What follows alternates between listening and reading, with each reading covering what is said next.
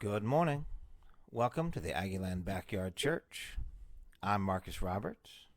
I'm on the back porch, and it's time to read the Word.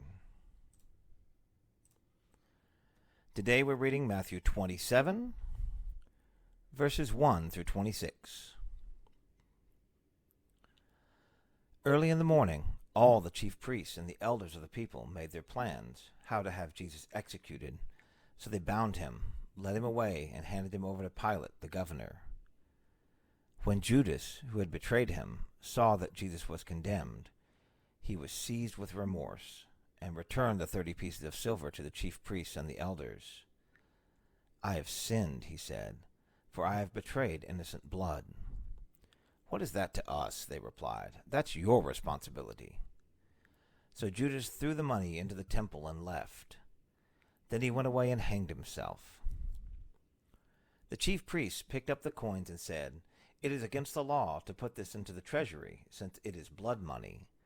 So they decided to use the money to buy the potter's field as a burial place for foreigners. That is why it has been called the field of blood to this day. Then what was spoken by Jeremiah the prophet was fulfilled. They took the 30 pieces of silver, the price set on him by the people of Israel, and they used them to buy the potter's field, as the Lord commanded me. Meanwhile, Jesus stood before the governor, and the governor asked him, "Are you the king of the Jews?" "You have said so," Jesus replied. When he was accused by the chief priests and elders, he gave no answer. Then Pilate asked him, "Don't you hear the testimony they are bringing against you?" But Jesus made no reply, not even to a single charge, to the amazement of the governor. Now it was the governor's custom at the festival to release a prisoner chosen by the crowd.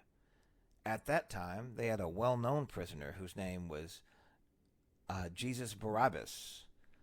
So when the crowd gathered, Pilate asked them, "Which one do you want me to release to you, Jesus Barabbas, or Jesus who is called the Messiah?" For he knew it was out of self-interest that they had handed Jesus over to him.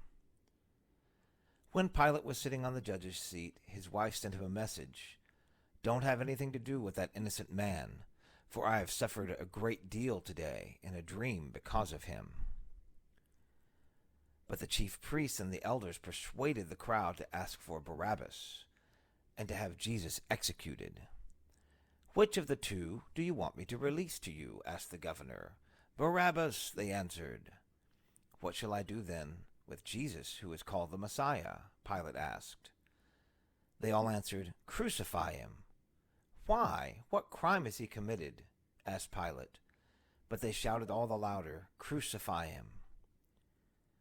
When Pilate saw that he was getting nowhere, but that instead an uproar was starting, he took water and washed his hands in front of the crowd. "I am innocent of this man's blood," he said. "It is your responsibility." All the people answered, "His blood is on us and our children." Then he released Barabbas to them, but he had Jesus flogged and handed him over to be crucified. That's the word of the Lord for the day. Have a great day.